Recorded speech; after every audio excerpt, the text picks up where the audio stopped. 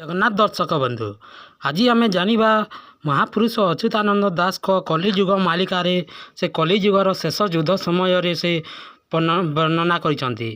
ତ ଆଜି ମୁଁ ଆପଣଙ୍କୁ ପଢ଼ିକି ଶୁଣେଇବି। ଆପଣ ଦେଖନ୍ତୁ, ଶୁଣନ୍ତୁ ଏବଂ ଲେଖିକି ରଖିଥାନ୍ତୁ। ଆଗକୁ 2026ରେ କ'ଣ ହେବାକୁ ଯାଉଛି, ମହାପୁରୁଷ ଅଚ୍ୟୁତାନନ୍ଦ ଦାସ ତାଙ୍କ ପୋଥିରେ ସେ ବର୍ଣ୍ଣନା କରିଯାଇଛନ୍ତି।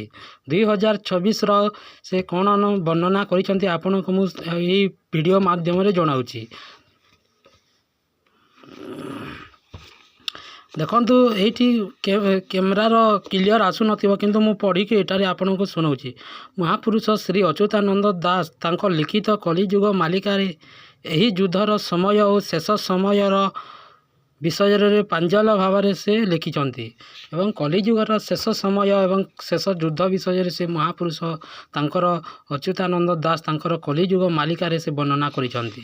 2025 ତ ସରିବାକୁ ଆସିଲାଣି ଏବଂ 2026ରେ କ'ଣ ହେବ ସେ ବର୍ଣ୍ଣନା କରିଛନ୍ତି। ଆପଣ ଲେଖିକି ରଖିଥାନ୍ତୁ, ଠିକ୍ ଅଛି। 2026ରେ କ'ଣ ହେବ ଲେଖିକି ରଖିଥାନ୍ତୁ। ମୁଁ ପଢ଼ୁଛି, ଆପଣଙ୍କୁ ବୁଝେଇବି। ଦେଖନ୍ତୁ, ଏଠାରେ ଲେଖା ହେଇଛି, 26 ଅଙ୍କରେ ଓଡ଼ିଶା ବକ୍ଷରେ ଲାଗିବ ମୁହାଁ ସମର, ଭାରତର ଶେଷ ସମର ଏହିଠି, ଜାଣି ତାହ ତୁହି ବୀର।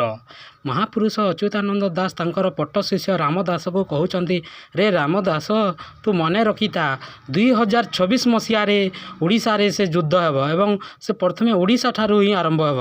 26 ଅଙ୍କରେ ଓଡ଼ିଶା ବକ୍ଷରେ ଲାଗିବ ମୁହାଁ ସମର, ଭାରତର ଶେଷ ସମର ଏହିଠି, ଜାଣି ତାହ ତୁହି ବୀର।